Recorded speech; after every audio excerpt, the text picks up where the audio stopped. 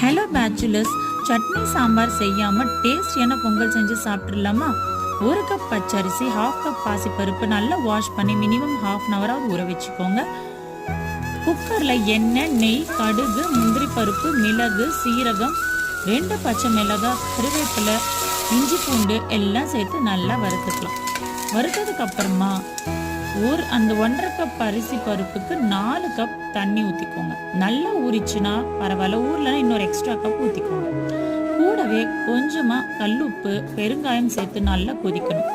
ஊற வச்ச அரிசி பருப்பு சேர்த்துட்டு அது கூடவே கொஞ்சம் மஞ்சள் தூள், கொத்தமல்லி சேர்த்து கொதிக்க வச்சு ஒரு 4 விசில் வச்சு எடுத்துக்கோங்க.